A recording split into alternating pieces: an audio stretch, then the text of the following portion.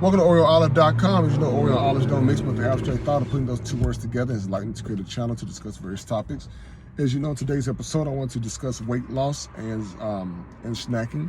What I found is my total cutout of beef and pork has, it's about like 6 a.m. in the morning.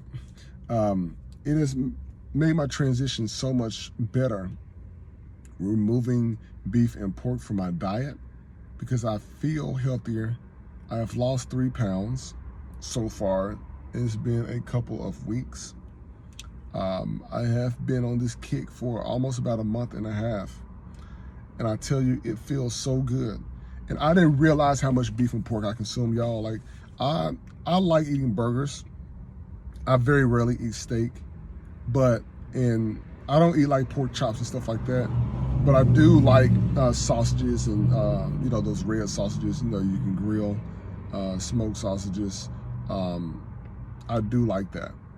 But what I found is, as removing that from my diet, is the amount of pounds that I've lost. And 3 pounds may not seem like a lot, but to me, that is progress, because it's 3 pounds less than what I was.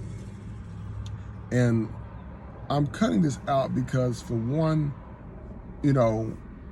I feel that it counts against, your life, and, cuts down on the number of years that you can live when you're consuming things that not only have high sodium count, but that can also lead to high blood pressure. You already know, in the black community, we eat a lot of pork and we eat a lot of beef because how the way we grill and we barbecue.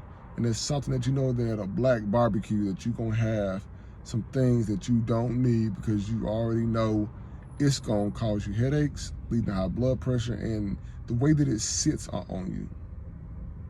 And if you can just take, I want you to research this online. And one of my cousins was telling me this, because he's on the same kick as well.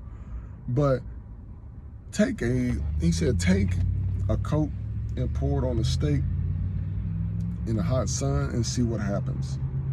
You can research that and just see what that's like, and then you let me know. And not only that's a pretty good reason, but even if you don't go totally off of beef and pork, reducing the amount that you eat is very important, because you want to have more of a balanced and nutritional diet. And we definitely need to eat more vegetables. And I'm talking about, get out there in a garden and produce your own, so that you know what's in it. It's not a lot of, pesticides and things like that. But that's where I am with the beef and pork. And I don't plan to go back eating that stuff again. And it's okay, every once in a while, if you're out of town and there's very, very limited choices, I can understand.